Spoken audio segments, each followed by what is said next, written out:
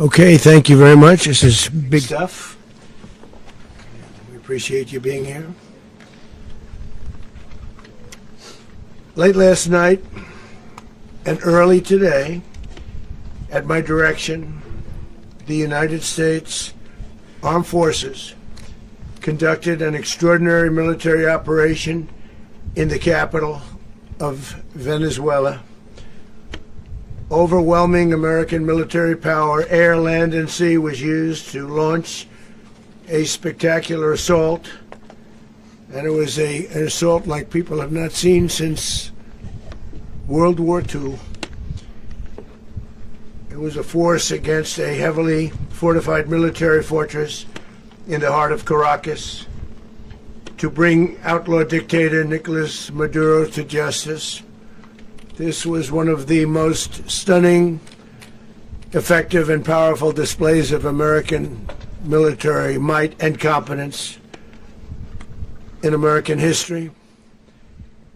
And if you think about it, we've done some other good ones, like the attack on Soleimani, the attack on al-Baghdadi, and the obliteration and decimation of the Iran nuclear sites just recently in an operation known as Midnight Hammer.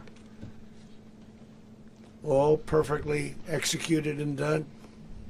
No nation in the world could achieve what America achieved yesterday, or frankly in just a short period of time. All Venezuelan military capacities were rendered powerless as the men and women of our military, working with U.S. law enforcement, successfully captured Maduro in the dead of night.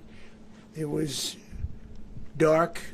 The lights of Caracas were largely turned off due to a certain expertise that we have. It was dark and it was deadly. But captured along with his wife,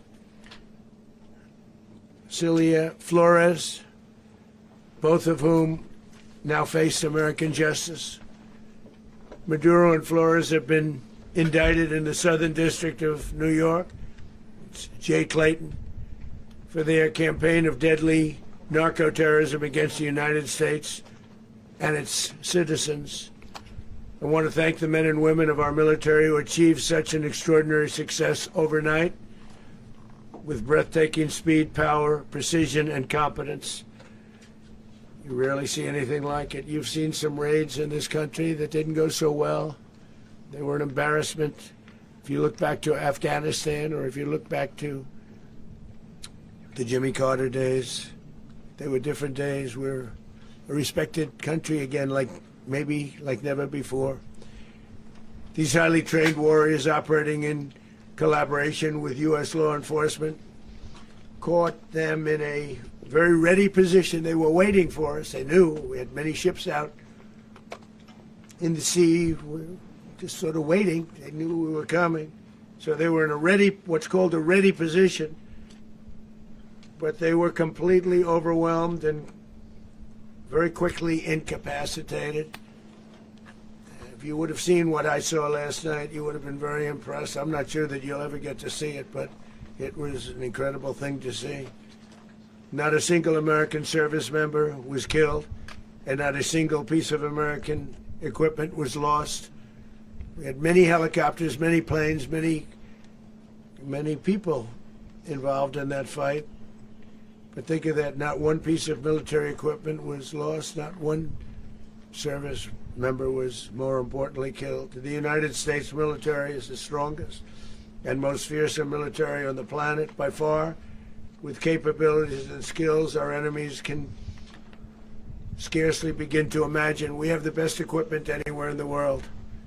There's no equipment like what we have, and you see that even if you just look at the boats. You know, we've knocked out 97% of the drugs coming in by sea.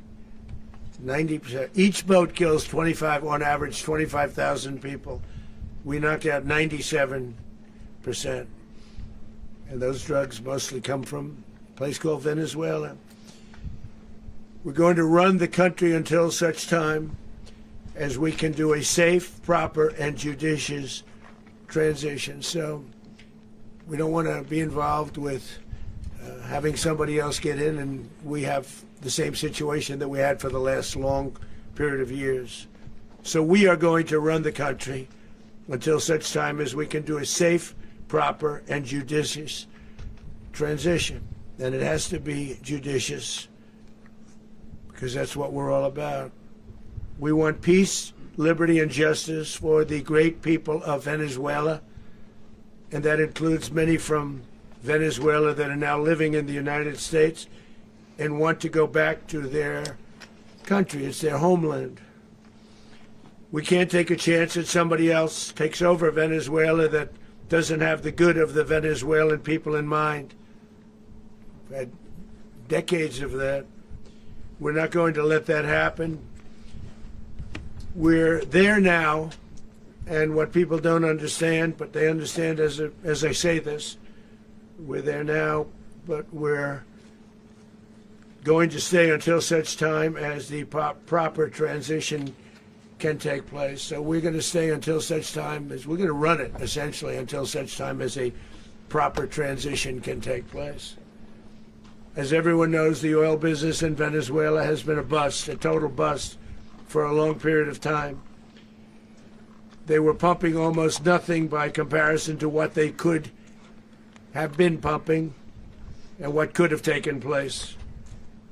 We're going to have our very large United States oil companies, the biggest anywhere in the world, go in, spend billions of dollars, fix the badly broken infrastructure, the oil infrastructure, and start making money for the country.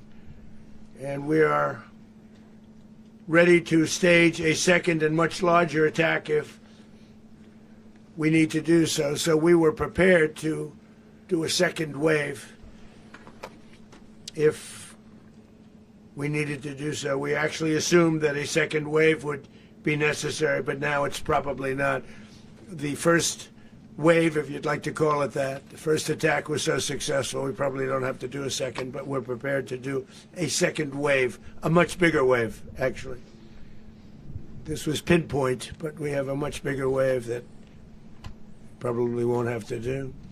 This partnership of Venezuela with the United States of America, a country that everybody wants to be involved with because of what we were able to do and accomplish, will make the people of Venezuela rich, independent, and safe.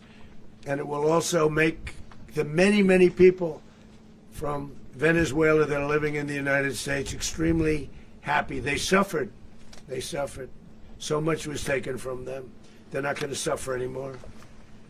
The illegitimate dictator Maduro was the kingpin of a vast criminal network responsible for trafficking colossal amounts of deadly and illicit drugs into the United States.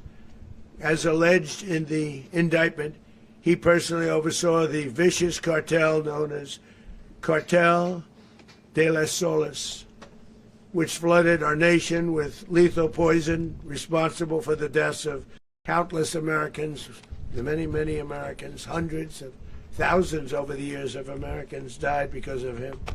Maduro and his wife will soon face the full might of American justice and stand trial on American soil. Right now they're on a ship. They'll be heading to ultimately New York, and then a decision will be made, I assume, between New York and Miami or Florida. But we have people where the overwhelming evidence of their crimes will be presented in a court of law. And I've seen it. I've seen what we have. It's